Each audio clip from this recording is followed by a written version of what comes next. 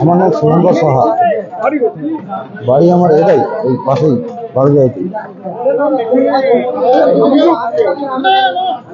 আমাদের অভিযোগ এই যে এইভাবে প্রকাশ্যে ফাঁসি কাটা, এত রক্তাক্ত অবস্থায় রেখে যাওয়া, আমাদের পাশের বাড়ির বাচ্চা কাচ্চা নিয়ে থাকা, এটা যেন মানে পরিষ্কার পরিচ্ছন্ন থাকে। হ্যাঁ, আট মালিককে জানানো হয়েছে যে পাশে বাড়ি আছে, আপনি একটু ব্যবস্থা নেন, এইভাবে তো থাকা যাবে না। উনি আমাদেরকে ওটা বলছে হাটের পাশে বাড়ি কেন, উনি এইভাবেই অপরিচ্ছন্ন রাখবে, এটাই ওনার বক্তব্য। আমাদেরকে আর কি এইভাবে থাকতে দেবে না ভালো মতো, একটা পরিবেশকে অপরিচ্ছন্ন রাখতে। অবশ্যই যাব, আমাদেরকে প্রশাসনে যেতে হলে আমাদের যেতে হবে, আমাদেরকে বাঁচতে হবে। তো আজকে শনিবার হাট, কালকে রবিবারে এখানে কোনো লোক আসতে পারে না। এত দুর্গন্ধ ছড়ায় যে বাড়ির আত্মীয় স্বজন পর্যন্ত আসা বন্ধ হয়ে যাচ্ছে আমাদের। হচ্ছে কি, আমার নাম কালু মোহাম্মদ,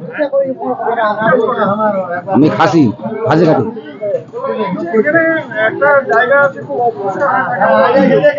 ঠিক আছে, আমার কথা হচ্ছে কি, জায়গার 8-9 জন খাসি কাটি।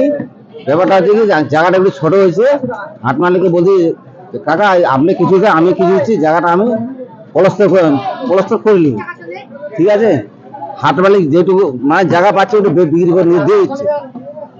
তা আমি এখন কি করবো বলো, এখানে আমার করার কিছু নাই। হ্যাঁ, যে একটু জায়গা ফাঁকা ওখানে দখল করে রাখছিলাম, হাট মালিক বুঝে ওর কুটুম আছে, আত্মীয় আছে, জায়গাটা ওকে দিয়ে দিচ্ছে। তা আমরা খাসিগুলা কোথায় কাটবো বলো? সুতরাং সরকার মালিক।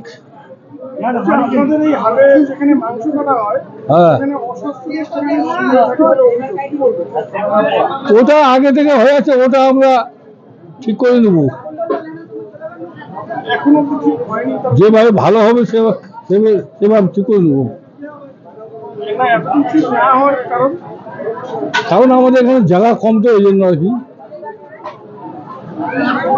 হাটে যা।